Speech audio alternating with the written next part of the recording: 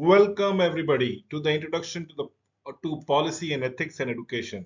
So yes, this is the introductory lecture, or should I say the video on policy and ethics in education. Remember, uh, we have an established policies which might be there because of the government entity, be it provincial government or the federal government, or what are the ethics that we need to keep in mind while framing an education program thereby.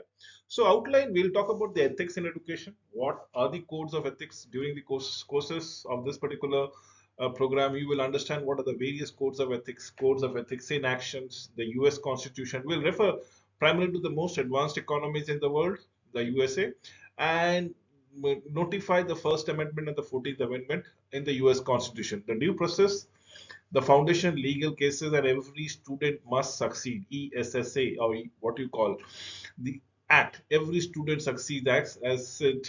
We are not here to fail anyone. We are not here to derail someone's career.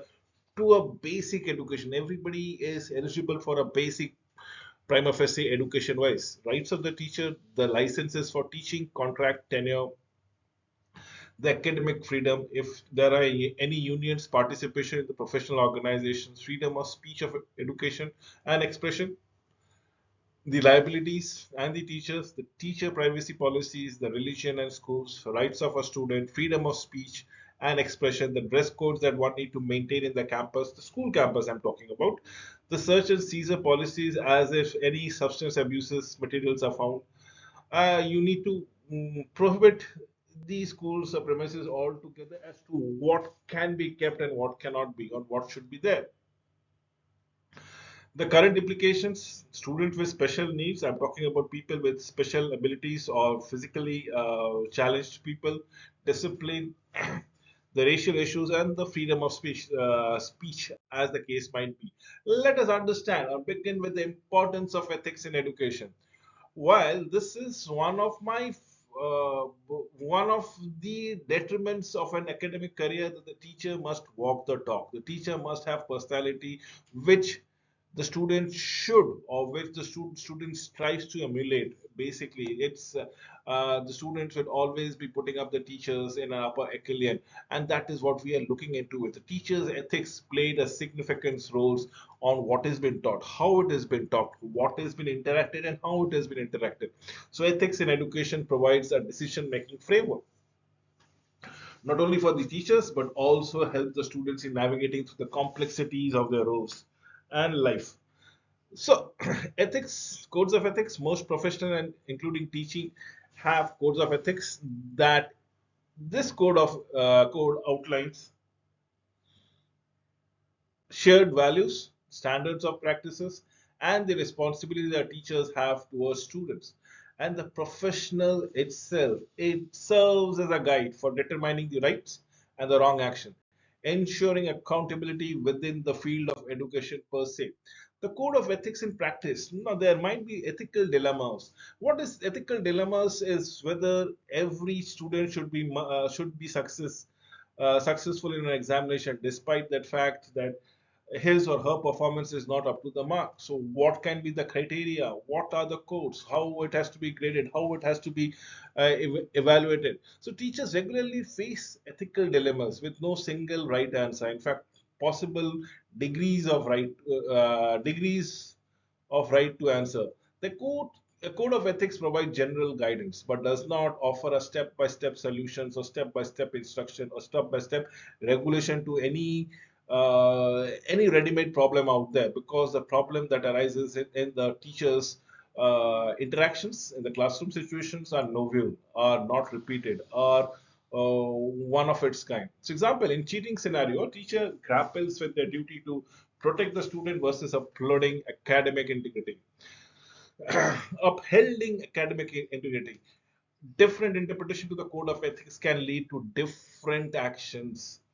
Do no harm in education, as in I said, every assessment needs to be stated that the student have actually cleared the examination thereby.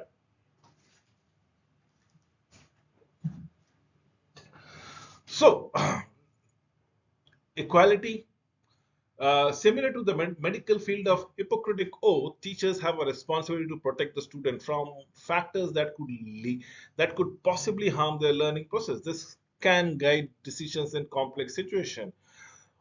Equality versus equity. Ethical teaching doesn't always mean treating students equally. It may involve treating students differently to ensure applicable or equitable outcomes for all of them. So you need to guide the weaker student more, probably the smarter student a little less. Purpose of a code. A code of ethics regulates the teacher conducts across all their interaction with students and families. It emphasizes ethical decision making but does not, I repeat, it does not dictate the reasons behind the actions. Teachers must also be aware of the laws and the policies, both ethically and legally applicable. Now, let me give it to the due process in education, and process varies. Believe me or not, despite being in the same program, same situation, same environment, every time the condition gets a little bit different. So, is due process guaranteed by the 14th Amendment? I'm talking about the US Constitution. Ensure the right to a fair and impartial trial. If a constitutional right is believed to be violated, it applies to every members of the school community. I'm talking about schools, so it encompasses students, teachers, district administrators, and everybody there. Purpose: the core of the duty process is fairness. Schools can be sued if their actions are deemed unfair, or should I say biased, or should I say reasonable by anyone impacted by the policy. The Houghton Valley case. The Supreme Court case established that student board can act as an impartial decision makers in certain situations. In these instances, teachers who were fired for striking had their due process right upheld because the school board has was considered impartial enough and didn't require an independent party thereby. Allow me to focus on the licenses, contract, and tenure of teachers, school teachers.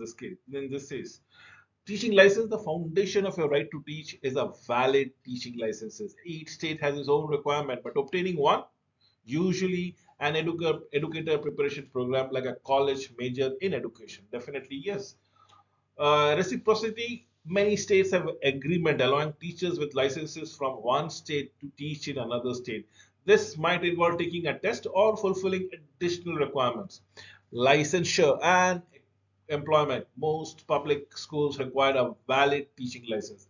Probably private schools may have different rules, but more or less they're akin to the federal law of the land. Academic freedom, let me give, not absolutely freedom, right? Not absolute. While teachers might wish for a complete academic freedom, your contract, school board policies, and the law, be it the state or the federal, creates limit. You only represent the school and must adhere to the guidelines of all the organization where you work in, or have to respect the law of the land. So it's not an absolute freedom, despite academic freedom that has been proclaimed. Factors to consider: you have freedom to choose material, but they must be appropriate for educational purposes, aligned to the approved curriculum, and suitable for students' age and maturity. Example: you can decide to teach advanced content from a later grade level because you want to. However, bringing in related speakers or using relevant news article might be acceptable. Key takeaways: your academic freedom operates within the framework of your assigned curriculum and the school policies. Seek guidance from your principal or experienced colleagues thereby. So, freedom of speech and expression for teachers, I say it's rather complicated. Limits on the expression. While teachers have freedom of expression outside of work, it is important to understand the limits. Speech that disrupts the schools and makes false claim can have consequences. Pickering versus the Board of Education. This landmark case, remember, established that the teacher can voice their concern publicly as long as it doesn't disrupt the operations of the school. What is Connick versus Mayer's hat? This case balanced free speech right against the employer's need for non-disruptive workforce. Speech must be a matter of public concern and needs to be protected. Dress codes. The legality of a teacher's dress code is often debated. The case of East Hartford Education Association versus Board of Education upheld the school board's right to impose reasonable dress standards. prioritizing professionalism. Key points are individual school cultures and location can influence what is considered acceptable. Reasonableness and clarity are important. When creating dress code, always review your school dress code for its compliance. Let us talk about the liabilities and the teachers. In loco parenthesis, teachers have legal responsibility to protect student safety similar to that parent duty. Negligence in supervising children can result in lawsuits. Accident versus negligence. Accident happen, but a teacher could be considered negligent if they fail to take reasonable precaution, warn of dangers, or provide proper supervision. Protection for teachers. If you made reasonable efforts to prevent harm and follow safety procedures, you are less likely to be found liable. Cases, example like Fagan versus Summers and probably Partin versus Warner Parish School, demonstrate that courts generally don't hold teachers liable for every playground accident, emphasizing a high degree of care. Other areas of liabilities, what are they? Let me recount. Teachers can be sued or often are being sued for things like mistreatment, discrimination, unfair treatment, or even offensive material. Important, always understand your schools and your state policies regarding the liability protection thereby. Let us talk about the privacy, the teacher's privacy in this case. The Fourth Amendment of the US Constitution protects against unreasonable searches, seizures, but workplace rights for public employees are limited. O'Connor versus Ortega. This Supreme Court cases established that public employers have more leeway to search workplaces. A standard of reasonableness applies especially for nominal business function. Teachers, workplaces, classroom, desk, offices, even student locker are considered part of public school workplace and meaning that they can be searched. Personal belongings, your phone, your bag, etc., are not part of your public workplace but often generally require a warrant to be searched. Key takeaways: be careful what your personal items are you bring to schools and always protect your privacy. Now, allow me to give a discourse on the student right. Students have constitutional rights, but the school also need authority to ensure the safe learning environment. We need to have a balancing act.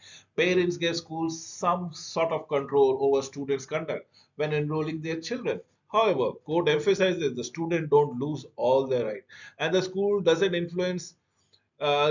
influence must be reasonable. It cannot be stifling. Key concept: reasonableness is a legal standard used to balance student right and the school need to maintain order. Students' freedom of speech and expression. The school needs order, definitely yes. Without order, the school will not be able to function smoothly. School must thus balance student rights with maintaining a safe learning environment. This means reasonable limits on offensive languages, protected forms of expression, religious expression, freedom from harassment, and freedom from discrimination are generally protected. Landmark case: Tinker versus Desmond, which upheld student rights to political speech. Bethel School District versus Fraser. Schools can restrict vulgar or disruptive speech even during school events. Hazelwood versus Colmar. Schools can regulate student newspaper for educational reasons. The internet. Disruptive online speech, even if off campus, can be disciplined by school. Example: Doninger versus Neinhoff, related to cyberbullying. The key takeaways: student speech is protected, but school can impose reasonable limit to maintain a focused, safe learning environment. This applies both on and off campus. Let us discuss what are the seize and search policies in schools. Reasonable suspicion. The school administration can search a student if they have reasonable suspicion of a rule or law being broken. This suspicion must be based on specific fact and not on a gut feeling, or should I say hunch. TLO case. Let us recount the TLO case, which was a landmark in Supreme Court case, established a less strict, reasonable standards for student searches in school. Drug testing. Courts have allowed random drug testing for athletes, prioritizing safety and drug-free environment over absolute student privacy. JDB versus North Carolina. When Police questions the students in school. The student aid must be considered. Miranda rights might apply, as well as students have different psychological understanding than that of adults. Surveillances, video surveillances or metal detectors can be used if a threat to a school safety prevails or exists. But overuse might violate the Fourth Amendment protections against unreasonable searches. The key takeaway, what was my understanding, is the school policies should aim to balance the student right with maintaining a safe and a focused learning environment. Let us now talk about discipline. Schools can enforce standards. Court recognizes that the school needs authority to maintain orders, but this power has limit. Suspension or timeout shouldn't be unduly denied a student right to an education. Purpose of discipline: discipline aims to change disruptive behavior and protect the learning environment for every student. Schools can take action if it deems fair and support the educational processes thereby. Goss versus Lopez, the landmark case. This Supreme Court decision established student rights to procedural due process, even in disciplinary situation. This includes written and oral notice of charges, explanations of evidences against the student, opportunity for the student to defend themselves. My understanding, or should I say the key takeaway, is due process is essential. Student and parents must understand the charges and have a chance to present their side to ensure a fair treatment. Now let us talk about the privileged students, or should I say the student with the special needs. FAPE, FAPE, all students in the US are entitled to free appropriate public education. FAPE, FAPE, free appropriate public education. The key laws are Rehabilitation Act, Section 504, protect students with disabilities from discrimination. Individual with Disabilities Education Improvement Act, or IDEA, Individual with Disabilities Education Improvement Act, guarantees access to education and outlines the process of individual support. So what does IDEA provides? Ideas. School must accommodate student with discipline, definitely with disabilities, if I may say so. Individualized education program, or IEPs, are created to ensure education in the least restrictive of the environment. Goal: equitable education. Goal: for special needs student. Goal is for special instruction. So what are we? We are basically rationalizing everything for students who with special needs, students of physically challenged. We need to tailor services to their requirement, to their needs. The parents, the guardian involvement is as crucial as the participation of the school administration. The racial issues are persistent challenge. Title 6 prohibits discrimination in any program receiving federal funding, ensuring equal access to educational regardless of race, regardless of color, or even that of national origin. The teacher responsibility must enforce anti-disciplinary policy, report bullying, and promote a culture of inclusions as the case might be. Need for support. A professional development can help teachers address these complex issues. Student leadership absolutely plays a crucial role in establishing safe and accepting environment for everyone. To sum it up, the code of ethics should guide teachers what to act, how to act with integrity and fairness, ensuring an equitable education for every student. Next is the constitutional rights in schools. Students and teachers retain certain rights, but court recognize those schools need flexibility to maintain the safety and the focus of the educational mission. Case law impact. Landmark cases have shaped procedures and defined teacher-student responsibility in line with the state and the federal laws. Evolving challenge. As society changes, legal challenges will continue to emerge, especially regarding diversity and inclusion. Importance of understanding, knowing ethical and legal issues in education will empower you to make sound decisions as a teacher and support a fair education system for all. With this, I come to an end of this presentation. Thank you for watching it.